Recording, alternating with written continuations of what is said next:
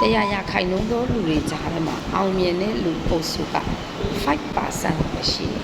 5% တွေကအောင်မြင်သူလူတစုရေးအချင်းတွေကတစ်ခုကိုခြေလာပြောပြမယ်အဲ့ဒီထဲမှာတင်ပါလားမပါလားတိတ်ကိုတင်ဆက်စပါ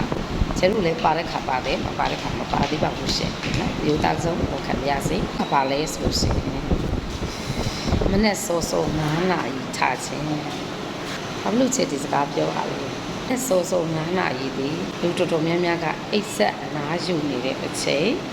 တော်ဝန်ကျင်ကစိုက်ကဲတန်ကားတန်စကားပြောတန်တက်ချင်းတန်ပြောရမယ်ဆိုကိုယ့်ရဲ့အလုပ်ကိုယ့်ရဲ့အုံနောက်ကိုယ့်ရဲ့စိတ်အစစ်ကိုအတိကိုက်မဖြစ်စေတဲ့အချိန်9 နာရီလူတိုင်းထားဦးပါထားတော့ထားတယ်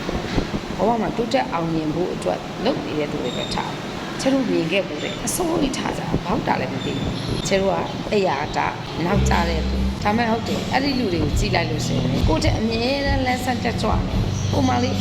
ဘာအိမ်မုံဆုံသွားလဲနေကြရ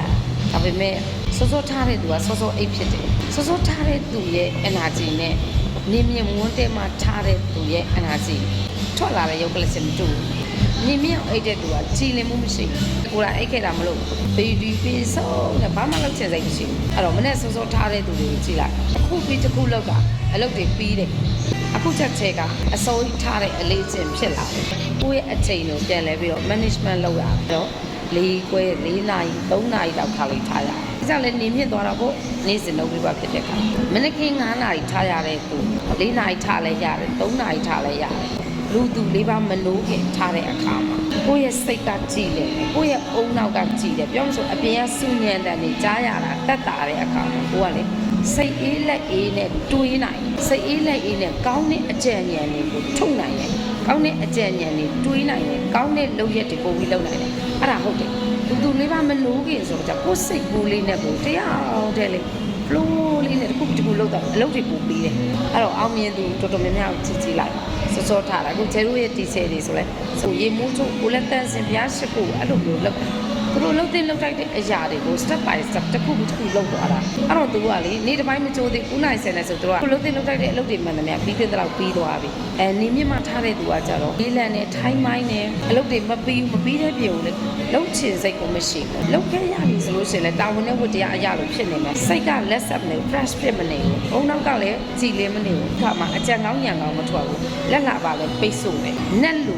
တာတို့မခုံမကြိုက်ဘူးဟိုဆောင်နဲ့မကြိုက်ဘူးအိမ်ဆောင်နဲ့မကြိုက်ဘူးဝိုင်းဆောင်နဲ့မကြိုက်ဘူးအောင်မြင်နေတဲ့သူတွေရဲ့အလေးအကျင့်တွေမှာမနဲ့စောစောအဲ့ရထားပြီးအလုပ်လုပ်ခြင်းကအလုပ်တွေပို့ပြီးပြီးမြောက်စေတယ်အာရုံတွေပို့ပြီးစုစည်းနိုင်တယ်ကောင်းမွန်တဲ့အတွေးတွေအများကြီးပို့တွေးနိုင်တယ်စိတ်ကူးတာမနေ့ကအစိုးထားပြီးအလုပ်လုပ်တဲ့နေ့ဆိုအလုပ်တွေပို့ပြီးတယ်